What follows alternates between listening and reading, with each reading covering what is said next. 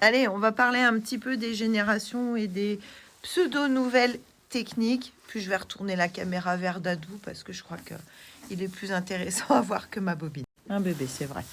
Alors voilà, j'ai commencé mon côté cavalier puisque ma mère était éleveur de chevaux dans les années 80.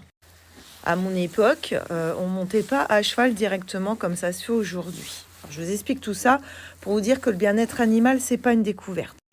Et l'autre là-bas tranquille sur la terrasse.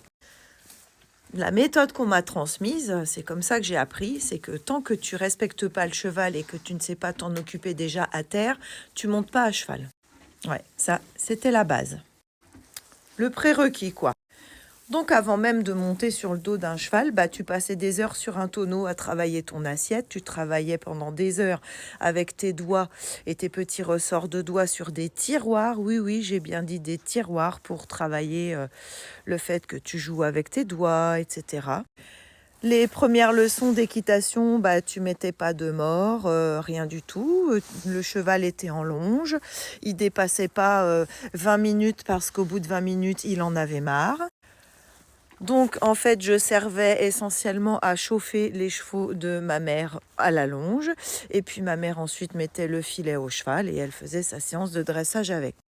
Les premiers cours étaient très limités en termes d'action sur le cheval. Ils étaient surtout tournés vers le cavalier qui devait faire de la gym à cheval, qui devait faire le tour de la selle aux 3 allures, qui devait forcément savoir faire du trot enlevé sans les étrier.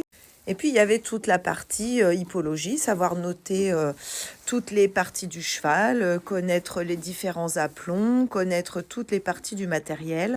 Ouais, savoir monter, remonter un filet, une bride, peu importe. Nettoyer les cuirs, nettoyer les box, faire tous les soins aux chevaux, faire les saillies. Et puis surtout respecter les chevaux dans leur entièreté, puisque, oui, à l'époque, il n'y avait pas de chevaux castrés comme aujourd'hui. On m'a également expliqué que si j'étais pas capable de nourrir mon cheval, c'était pas la peine d'apprendre à monter. On m'a appris que les chevaux, c'était pas des mobylettes, que si on passait 1 heure à le faire transpirer, il fallait être en mesure de prendre son temps en patience et de le faire marcher jusqu'à ce qu'il soit sec. Dans les années 80, ça se passe tout ça. On m'a déjà appris à passer l'aspirateur, à assister le vétérinaire, à assister le maréchal ferrant, à analyser un cheval pour voir s'il avait des boiteries, à faire les piqûres, les intraveineuses, les intramusculaires, les intradermaux. Ouais, parce qu'avant, le vétérinaire, en fait, il te laissait tous les vaccins. Quand tu avais un cheval cardiaque, il te laissait la seringue d'adrénaline dans le frigo. Et puis, tu faisais tout ça toi-même. Il te laissait les tampons. Tu n'avais plus qu'à mettre. Bon, aujourd'hui, c'est plus comme ça. Même pour un vermifuge, maintenant, il faut une ordonnance. Bref, on m'a fait comprendre que poser son séant sur le dos d'un cheval ou commencer à prendre les rênes, c'était un honneur. C'était pas une obligation. C'est pas un dû de la part du cheval. Ah, mon papy, c'est vrai. Bah oui. C'est trop vrai, ça. Puis au tout début, que j'ai eu le droit de toucher à la bouche, que j'ai eu les mains sur le mort, à chaque faute de main, j'avais le droit de descendre et ma séance, elle était terminée là. Je vais te dire que tu réfléchis très vite après. Pareil pour les fautes de jambes. Si tu te faisais virer en balade par ton cheval et que tu revenais à pied, c'était jamais de la faute du cheval. Non, non. T'avais dû faire un truc qui n'avait pas été comme il fallait. On m'a appris à travailler en musique aussi. Il y a toujours eu de la musique. Et puis on m'a appris à travailler toutes sortes de chevaux, des vieux, des jeunes, des chevaux avec des pathologies, des chevaux qui avaient été tabassés, etc. Puisque ma mère prenait en général 3 ou 4 chevaux en pension à côté de son élevage. Bref, tu vois, on m'a déjà appris à respecter le cheval, on m'a appris le travail en liberté, on m'a appris les jeux avec les chevaux, on m'a appris à simplement les observer, à remettre la piste d'un manège. À l'époque, il y avait aussi un truc qui s'appelait la prière du cheval. C'était affiché dans les chiottes chez moi. Pour nous faire comprendre, je sais bien que cet angle-là ne lui rend pas justice, mais ô combien c'est un animal noble qui mérite tout notre respect. On m'a appris à demander peu et à récompenser beaucoup. Et puis après, on m'a transmis des bouquins, les bouquins d'Olivera, les bouquins de Baucher, les bouquins de la Guérinière, et puis il fallait potasser, puis on me faisait réciter aussi mes leçons d'hippologie, on me faisait faire des résumés sur ce que j'avais compris des anciens cavaliers. Et évidemment, après on passait à la pratique, voir si ce que j'avais compris, ça fonctionnait. Et bien entendu, on me traitait de bougre d'âne, Si je n'y parvenais pas, puisque ce n'était pas la faute du cheval. C'était une époque où on vous disait « Mais t'es nulle, ma fille, tu comprends rien !»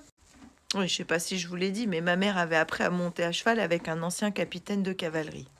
Le genre de gars, quand il n'était pas content du travail de ses élèves, hein, il allait chercher le jet d'eau, il arrosait tout le monde et tout le monde se cassait la binette dans le manège. Ouais, aujourd'hui t'auras un procès pour ça. Mais il supportait pas qu'on fasse mal aux chevaux, qu'on fasse des trucs en dépit du bon sens. Et moi, forcément, j'ai un petit peu hérité de ça, puisque c'est ce qu'elle m'a transmis, en fait. Alors, autant te dire qu'à chaque erreur, je me faisais engueuler comme du poisson pourri. Et comme en plus, moi, c'était ma mère, j'avais le droit à la leçon à table le lendemain matin. J'en entendais parler, on me rabattait les oreilles avec ça. Et puis, comme j'étais punie de monter à cheval, puisque j'avais pas réalisé le truc comme il fallait, je vais te dire que je réfléchissais. Le problème aujourd'hui avec les élèves, c'est qu'on leur doit tout, il faut plus rien leur dire. Ils veulent monter à cheval tout de suite, avoir les commandes tout de suite, exactement comme s'ils prenaient une bagnole d'auto-école. Parce que partout où le fric est rentré, de toute façon, ça a pourri le milieu. Parce qu'aujourd'hui, c'est le cheval qui doit rentrer dans les codes des humains. Plus grand monde travaille des entiers ou des étalons. Parce qu'aujourd'hui aussi, on te fait croire que le licol est logique et que la cordelette sont des découvertes, alors qu'en fait, les peuples premiers au niveau ce qu'on appelle aujourd'hui les États-Unis, il y a longtemps qu'ils pratiquaient ça. Puis surtout, aujourd'hui, tu as beaucoup d'examens qui valent pas grand-chose, hein, sinon que ça représente de l'argent vis-à-vis de la Fédé. Avant, c'était premier, deuxième, troisième degré, monitorat et terminé, mais c'était un vrai enseignement. Mais quand t'en sortais, t'étais quand même assez autonome avec ton cheval. Tu savais le nourrir, t'avais les bases. Aujourd'hui, dans les manuels équestres, t'as quoi? Une page sur la nutrition du cheval. Et ça parle que d'un cheval type. Hein. Si t'as une jument suitée, tu sauras pas le gérer. Parce que dans ces formations, maintenant, c'est des formations de cavaliers et pas d'hommes ou de femmes de cheval. Et dans les années 80 aussi, les chevaux, systématiquement, juillet-août, ils partaient au pré, les chevaux de centre équestre. Ils étaient en vacances pendant 2 mois. Et oui, aujourd'hui, ça se fait plus, parce que juillet-août, t'as les touristes. Tout ça pour dire que je veux bien entendre que la nouvelle génération est portée sur le bien-être animal, etc. Mais l'ancienne aussi, ce qui a été créé, c'est une extension du pognon, mais c'est juste que nos voix, on les entend moins que celles des autres et de la fédération. Ça ne veut pas dire qu'il ne faut pas se poser la question, bien entendu. Mais voilà, c'est bien aussi de partager avec les anciennes générations, à savoir comment nous, on a été formés. Parce qu'on n'a pas été formés comme les nouvelles générations. On ne nous a pas appris à mettre des coups de cravache sur les chevaux avec des éperons. On n'a pas pris les rênes tout de suite. Enfin, on a vraiment été assez loin avant de pouvoir monter à cheval. Tout ça parce que les humains, c'est les deux faces d'une même pièce. Il y a toujours eu des abrutis parfaits. Il y aura toujours des guerres dans le monde. Malheureusement, c'est comme ça. Et c'est sûr que pour les gens comme nous, qui n'ont pas envie de ça, qui ne comprennent pas pourquoi les gens se battent, c'est dur. Mais voilà, c'est l'être humain qui est ainsi depuis la guerre des cavernes, quoi. Tant que l'humain, de toute façon, aura un ego surdimensionné, il y aura des trucs comme ça. Alors voilà, repositionnons-nous, échangeons entre les générations et les jeunes, certains jeunes, arrêtez de mettre des commentaires. Ma génération est celle qui ouvre les portes des prés aux chevaux. Ma génération est celle qui a la conscience patati patata. Parce que honnêtement, non. Ta génération, elle est issue de millénaires d'expériences équestres avec les humains. Et c'est pas parce qu'on n'avait pas la science, les radios, etc., que certaines personnes ne connaissaient pas bien les chevaux et n'étaient pas capables de deviner des pathologies. De toute façon, la science a ses limites puisque c'est toujours remis en question. Mais voilà, tu vois, est-ce que ta génération, elle a appris que ton cheval de 6 ans et demi, il tète? Ce genre de conneries, tu vois, voilà. Donc dis-toi que sur cette planète, il y a encore des vieux cons comme moi qui ont appris de façon différente et franchement, un pont entre les générations. N'hésite pas à échanger, partager et on en parle. Bisous.